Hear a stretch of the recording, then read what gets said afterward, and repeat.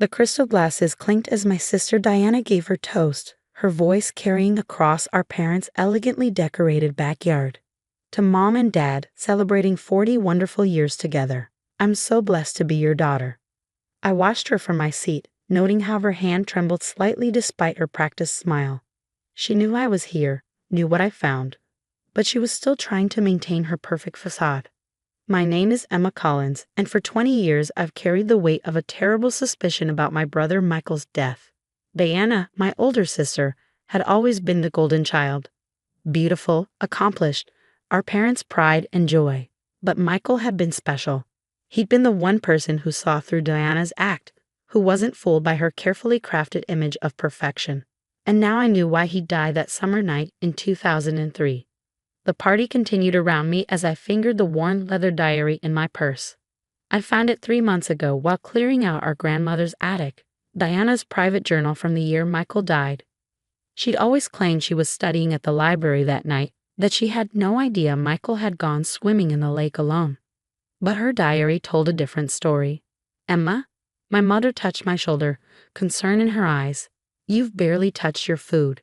Are you feeling all right? I forced a smile. Just lost in memories, Mom. It's an emotional day. Diana caught my eye from across the table, her perfectly manicured fingers gripping her wine glass too tightly. She'd seen me talking to various party guests, showing them something in my purse, watching their expressions change. She didn't know it yet, but I was systematically destroying the story she'd maintained for 2 decades.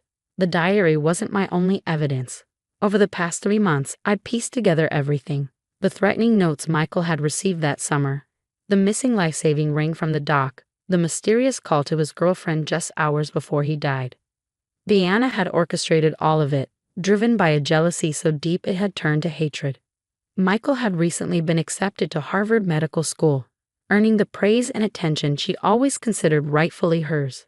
But it was more than that. He'd discovered something about her, something that would have shattered her perfect image. So she'd watched him drown, standing on the dock as he struggled in the water, the life ring she'd removed safely hidden in her car trunk. Time for the anniversary video, my father announced, drawing everyone's attention to the large screen set up in the garden. Diana had prepared it, of course. She handled all family events, maintaining her role as the devoted daughter. I stood up, smoothing my dress. Actually, Dad, I have something to share first. A special memory I recently uncovered. Diana's champagne glass slipped from her hand, shattering on the stone patio. Sorry, she said quickly, forcing a laugh. Clumsy me. Emma, maybe we should save any surprises for later. It's Mom and Dad's moment after all. I smiled, meeting her panicked gaze. Oh, but this involves all of us. Especially you, Diana, and Michael. The temperature seemed to drop several degrees despite the warm summer evening. Our parents exchanged glances. Michael's name was rarely mentioned at family gatherings. The pain of his loss was still too raw, even after 20 years. I found something interesting while cleaning out Grandma's attic. I continued, opening my purse. A diary. Your diary, Diana, from the summer of 2003. She stood up so abruptly her chair toppled backward. That's private. You had no right. No right? I laughed, though there was no humor in it. Like Michael had no right to live. No right to expose what you'd done. Our mother gasped. Emma, what are you talking about? I pulled out the diary, its pages marked with colored tabs. Why don't we let Diana explain? Or should I read her entry from July 15, 2003, the night our brother died? Diana's carefully maintained composure cracked. You don't understand, she whispered. He was going to ruin everything. The guests fell silent, all eyes moving between us like spectators at a tennis match. 20 years of secrets were about to explode in the perfectly manicured backyard of our childhood home. And I was just getting started. Diana, our father said quietly, what is your sister talking about? I opened the diary to the first marked page, my hands steady despite the gravity of what I was about to reveal. Should I read it, or would you like to tell them yourself? Diana's eyes darted around the yard, counting witnesses. Besides our family, at least 30 of our parents' closest friends were present. Pillars of the community who had watched us grow up, who had consoled our family after Michael's death. This isn't the time or place, she hissed, trying to maintain control. It wasn't the time or place for Michael to die either, I replied, my voice carrying across the suddenly silent garden. But that didn't stop you, did it? I began reading from the diary. July 14, 2003. Michael knows. He found the letters, the proof of what I did. He's threatening to tell everyone. I can't let that happen. Tomorrow night at the lake, it all ends. Our mother swayed slightly, gripping the back of her chair. What letters? What proof? I pulled out a manila envelope. These letters. I found them hidden in a false bottom of the diary. Letters that proved Diana had been stealing money from Grandma's accounts for years. But that wasn't all Michael discovered, was it, Diana? She lunged for the envelope, but I stepped back. He found out about Thomas too, didn't he? The color drained from Diana's face. Thomas had been her professor in college, the married man she'd had an affair with. The man whose wife had mysteriously fallen down a flight of stairs after discovering their relationship. That was an accident, Diana whispered. No one was supposed to get hurt. Like Michael? I asked, my voice sharp. Was he not supposed to get hurt either when you removed the life ring from the dock, when you stood there watching him drown? Our father stood up, his face ashen. What are you saying? I turned to face our parents, my heart breaking for the pain I was about to cause them. Diana didn't just let Michael die. She planned it. The threatening notes he received that week, warning him to keep quiet, I had them analyzed. They match her handwriting. I pulled out more papers from my bag. Forensic reports, witness statements I'd gathered, evidence I'd spent months collecting. The missing life ring that was never found. Check the lake house attic. It's still there, hidden under the floorboards. I found it last week, with Diana's fingerprints preserved under the old paint. Diana's composure finally shattered completely. You don't understand, she screamed. He was going to ruin everything. My reputation, my future, everything I'd worked for. Worked for?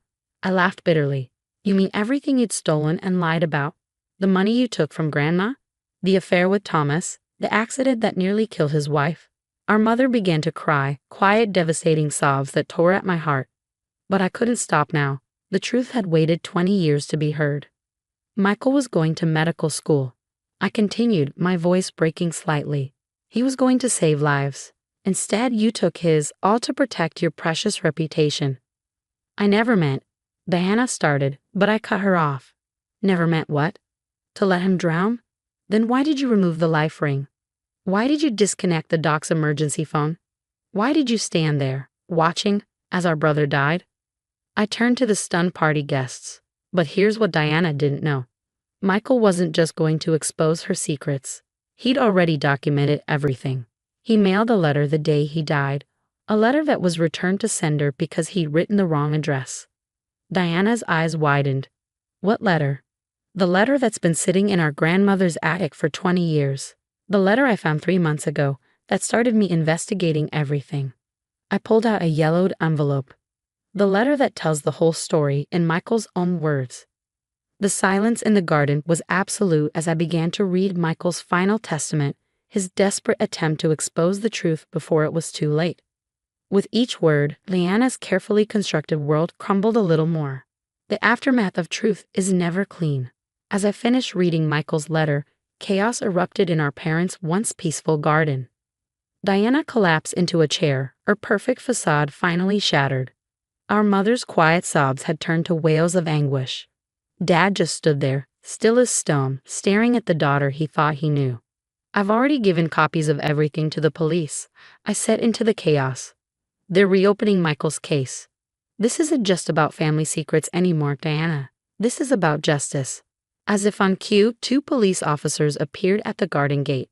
Detective Sarah Martinez, who had been helping me build the case for months, stepped forward. Deanna Collins, she said formally, we need you to come with us to answer some questions about the death of Michael Collins. Diana looked wildly around the garden, perhaps searching for an escape route, or maybe just looking for one sympathetic face.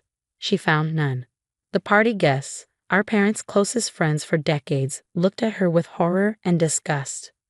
You don't understand, she tried one last time. I was protecting our family's reputation. Michael was going to ruin everything with his self-righteous morality. The money I took from Grandma, she never even noticed it was missing. And Thomas's wife, that really was an accident. An accident you helped orchestrate, I said quietly, just like Michael's accident at the lake. The detective stepped forward, handcuffs ready. Miss Collins, please stand up. As they led Diana away, I turned to our parents. Mom had stopped crying, her face now set in a mask of grief and determination. Dad looked aged beyond his years, the weight of this revelation crushing his shoulders. I'm sorry, I said softly. I know this isn't how you wanted to celebrate 40 years of marriage, but Michael deserved the truth to be told. Mom reached for my hand. All these years, she whispered. All these years we blamed ourselves for not being there that night, for letting him swim alone. And she watched him die. There's more, I said gently. The investigation into Grandma's accounts. There's a reason Deanna needed that money. She had been paying blackmail to Thomas's wife. Mrs. Reynolds didn't just fall down those stairs. Diana pushed her, and she remembered everything. Dad finally spoke, his voice hoarse. Why did Mrs. Reynolds come forward? Diana threatened her children, I explained. But I found her last month. She's ready to testify now. Everything's going to come out, Dad. Everything Diana did. The garden slowly emptied as shocked guests made their excuses and left. By sunset, only our immediate family remained. The three of us, sitting among the remnants of what should have been a celebration, trying to process how our family history had been rewritten in a single afternoon. What happens now? Mom asked, staring at her untouched anniversary cake. Diana will face charges, I said, not just for Michael's death, but for the financial fraud, the assault on Mrs. Reynolds, everything. The detective thinks she'll take a plea deal rather than face a public trial. And us? Dad's voice cracked. How do we go on? I reached across the table, taking both their hands. We honor Michael's memory. We tell the truth. We heal. Later that night, after my parents had finally gone to bed, I walked down to the lake. The moon cast silvery reflections on the water where my brother had spent his last moments. I pulled out one final item from my bag. A photo of Michael from his college graduation, smiling broadly at the camera. It's done, I whispered to his image. You can rest now, big brother. The truth is finally out. My phone buzzed. A text from Detective Martinez. Diana had broken down during questioning, confessing to everything. The case would be closed properly this time, with the real story on record. As I walked back to the house, I thought about Diana sitting in a cell, her perfect life destroyed by her own actions finally catching up with her. Some might call it revenge, but I prefer to think of it as justice, long-delayed, hard-won justice. The next morning, I helped my parents clean up the remnants of the party. We worked in silence, each lost in our own thoughts. But when we finished, Mom did something she hadn't done in 20 years. She brought out Michael's old photo albums. Tell me about him, she said, her voice stronger now. Tell me everything you remember about your brother. So we sat there, turning pages, sharing stories, letting ourselves remember Michael not as a tragic figure, but as the brilliant, kind, funny person he'd been.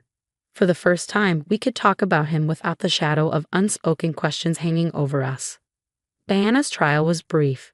She accepted a plea deal, 20 years for manslaughter, with additional charges for fraud and assault running concurrently. Our parents didn't attend the sentencing, but I did. I wanted to see it through to the end. As they led her away, Diana turned to me one last time. Was it worth it? She asked bitterly. Destroying our family like this? I met her gaze steadily. You destroyed our family the night you let Michael die. I just exposed the truth. The difference is, now we can finally rebuild. Today, there's a scholarship in Michael's name at Harvard Medical School. It's funded by the money recovered from Diana's fraud, supporting students who demonstrate the ethical leadership Michael believed in. Sometimes, the best revenge isn't about destroying someone. It's about ensuring that truth and justice prevail, no matter how long it takes. It's about transforming tragedy into something meaningful. And sometimes it's about finally being able to say goodbye to a brother who deserves so much better.